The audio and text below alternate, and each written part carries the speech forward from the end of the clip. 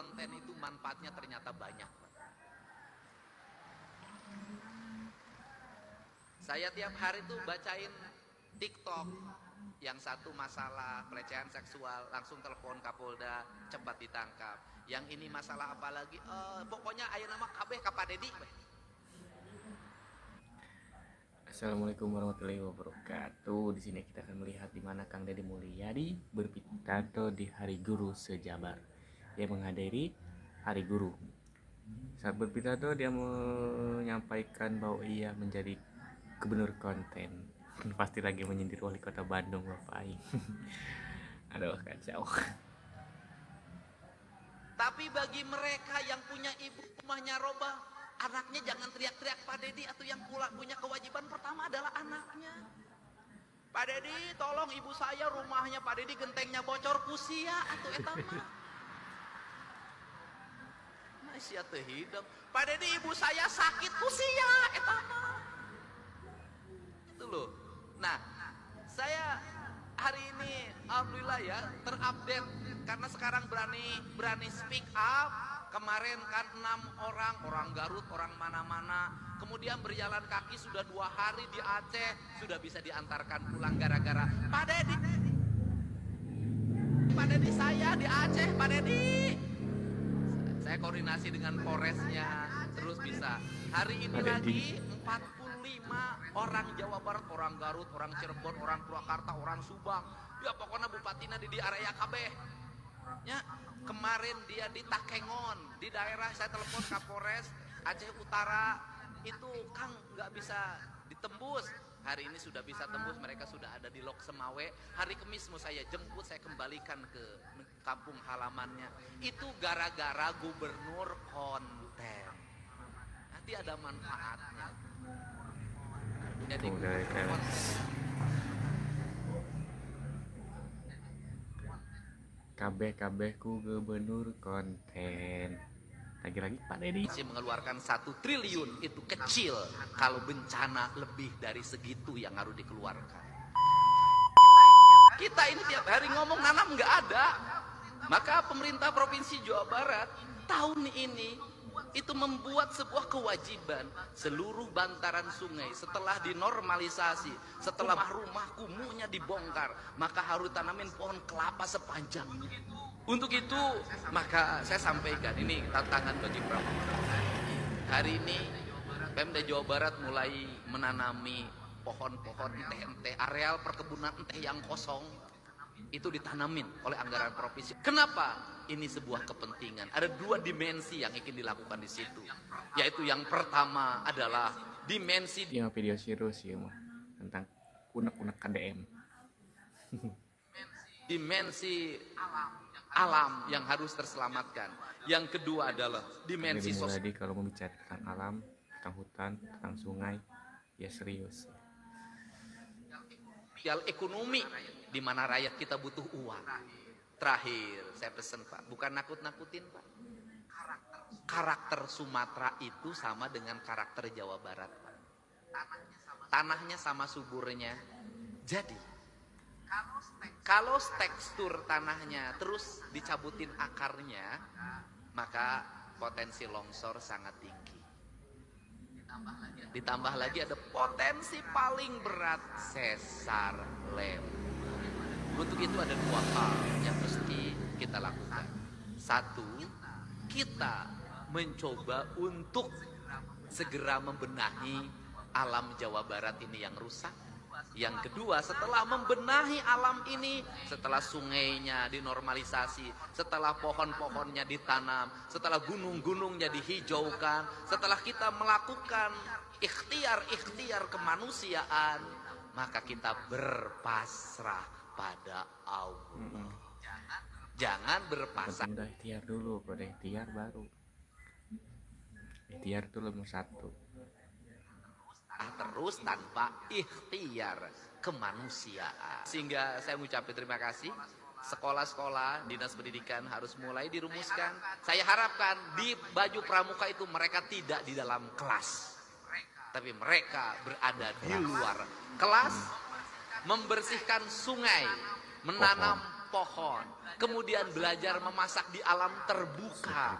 Dia memahami lingkungan. Kenapa? Anak-anak kita hari ini nggak bisa lagi masak sayur asem, tidak bisa nyambel, tidak bisa nyangu, tidak bisa ngaliwet.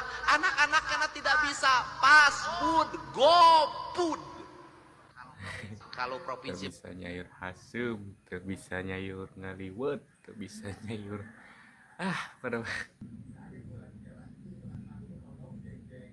Anda menjajah Indonesia 350 tahun. Gunung masih utuh, samudra masih terbentang luas, sungai-sungai jernih. Dia meninggalkan perkebunan yang terhampar, bangunan-bangunan yang indah, gedung-gedung yang kokoh, jalan-jalan yang kuat, jembatan kereta api yang kokoh. Indonesia merdeka 80 tahun. Gunung gundul, sungai keruh, hutang menggunung, bangunan-bangunan hampir tidak ada yang berkualitas, jalan-jalan mudah rusak, jembatan mudah roboh. Pertanyaannya adalah, siapa yang menjajah itu? Belanda menjajah Indonesia. Saya barulah manggil kepala desa ke gedung Pakuan. Ditanya, aya anu naik imah panggung, ayeuna ngirim data 25. Jadi hayang wargana kumaha? Relokasi daek. Jadi Pak, kumaha? ke banjir di Karawang. Dia mengingatkan, dulu pernah mengingatkan kasih ide untuk direkolasi. Jadi ada wacana gini, masyarakat itu boleh Panggung, tapi nggak ada yang mau. Sekarang banyak yang mau. ditempel, ya dari PPR katanya ya, nggak tahu orangnya siapa, saya kan warga, boleh ditempel. Terus yang punya tanah kosong itu boleh dibangun. Warga antusias Pak. Jadi mungkin ada miskomunikasi antara warga dengan pemerintah kabupaten mungkin. Sekarang gini, saya nanya, warganya pengennya apa? Panggung. Siapa kumaha panggung? Relokasi. Panggung. Ya, cek kepala desa. Nah, waktu ketemu jeung saya, warga nolak imah panggung. Kalau relokasi, saya kan nggak tahu kan, warga nggak tahu kan relokasi nanti rumah yang lama gimana. Ya masih hak milik lah. Ya imah lamanya nu bapak maunya dicopot. Kalau relokasi itu sifatnya sementara Pak. Kalau udah musim surut, kita balik lagi, kan gitu Pak. Kalau kan nggak, bukan sifatnya. Kalau imah panggung berarti rumah yang sekarang diganti dengan panggung. Iya Pak, pengennya tuh begitu Pak. Tapi kan nggak mau katanya warganya. Sekarang gini, misalnya nih rumah nih, kalau rumah panggung berarti ini dibongkar nih, diganti desainnya panggung daek teh. Ya udah, kompak lah kumayo. Warga. Panggung. Panggung apa relokasi? Iya, cina Pak. Panggung. Enggak. Bung pindah, berarti imah panggung. Lamun imah panggung, rah coba koordinasi ke rah yang menihara rese. Bapak kadesna. Kades saya. Sok uruskan, sana ngajukan panggungna wargana. Ya, imah anu rek rubuh tuh, jantan cangka data. Maksudnya kan masing-masing eta data Pak. Iya we anu origin heula ya imah batur karunya rek rubuh. Ya, nu ngasruk-ruk geus ku saya dibantuan 40 juta. Ada yang mengunjungi warga, bertanya apa maunya warga di sini. Kita isukan geus gampang. Jadi gini Pak, sekarang kompaknya lima panggung di tempat gitu. Sok atunya Datana. Rah, ieu loba arek cenah. Siap, maka Pak. Ayo ka dia ke datana atuh. Sok atuh gancang. Ayo mun nek dibangun imah panggung datana gancang urang gancang bangun. Bising banjir mantan. Yo, sih ditanya aku Kang Dedi hayang kumaha ieu. Kan tenggelam kalau Kang Dedi tidak melakukan ini. Apabila kita hari ini tidak melakukan langkah-langkah tegas, kemudian merubah tata ruang, di mana ruang-ruang hijau, ruang-ruang rawa, ruang-ruang yang terbuka, itu dikembalikan lagi fungsinya. Maka kalau kita tidak melakukan itu, saya jamin, dalam 2-3 tahun ke depan, apabila hujan melanda, Bandung akan tenggelam. Kenapa? Bandung itu berada di cekungan. Posisi sungai sering terjadi di atas permukaan tanah. Sehingga ketika hujan deras hulunya habis sudah berubah jadi kebun sayur, kemudian daerah-daerah aliran sungainya sudah mengalami sedimentasi bahkan penyempitan karena bangunan liar. Sudahlah, banjir ini sesuatu yang akan terjadi lagi dan akhirnya nanti akan lebih parah dibanding tempat lain. Untuk itu, sebelum terjadi peristiwa yang tidak kita harapkan, sudah waktunya kita hari ini berbenah. Alam sudah memperingatkan kita, dan cara yang terbaik bagi orang yang beriman adalah selalu membaca tanda-tanda yang diberikan oleh Allah pada kita, yaitu tanda-tanda alam memperingatkan kita untuk melakukan perubahan-perubahan sikap, perubahan tindakan. Bandung akan tenggelam kalau Kang Dedi. Itulah peringatan Karini Mulyadi. Bandung akan tenggelam kalau Kang Dedi tidak melakukan ini.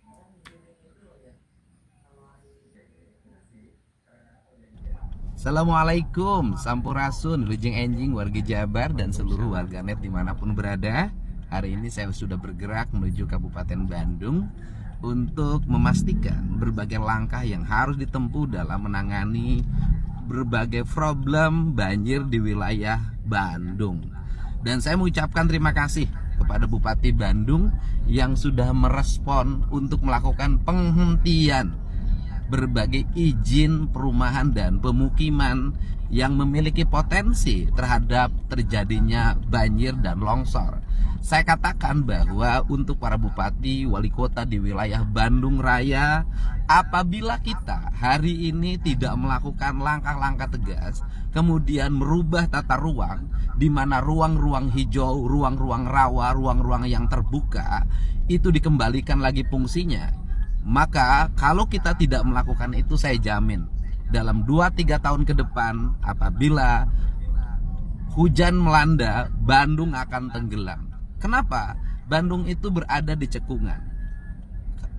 Posisi sungai sering terjadi di atas permukaan tanah. Sehingga ketika hujan deras hulunya habis sudah berubah jadi kebun sayur, kemudian daerah-daerah aliran sungainya sudah mengalami sedimentasi bahkan penyempitan karena bangunan liar. Sudahlah, banjir ini sesuatu yang akan terjadi lagi dan akhirnya nanti akan lebih parah dibanding tempat lain. Untuk itu, sebelum terjadi peristiwa yang tidak kita harapkan, sudah Sini Kang Dedi mulai mengingatkan kepada seluruh warga Bandung untuk menjaga. waktunya kita hari ini Kalau tidak 2 atau 3 tahun Bandung akan tenggelam. benar. Alam sudah memperingatkan kita, dan cara yang terbaik bagi orang yang beriman adalah selalu membaca tanda-tanda yang diberikan oleh Allah pada kita, yaitu tanda-tanda alam memperingatkan kita untuk melakukan perubahan-perubahan sikap, perubahan tindakan. Tidak hanya cukup banjir hanya dikirimin nasi bungkus. Banjir tidak akan hanya selesai dengan hanya membagikan selimut. Banjir tidak akan hanya selesai dengan membagikan obat-obatan. Banjir akan selesai manakala perilaku kita sebagai birokrasi melakukan perubahan, jangan melawan alam. Kita harus seiring dan sejalan dengan kehendak alam. Wilujeng semuanya, mari kita Itulah perkataan Kang Dedi Mulyadi. Jika banjir tidak cukup dengan obat-obatan, jika banjir tidak cukup dengan nasi uduk, tapi dengan persiapan dan memperbaiki diri, jangan melawan alam. Sudah cukup sekian ya kita mengulas tentang Kang Dedi Mulyadi. Assalamualaikum.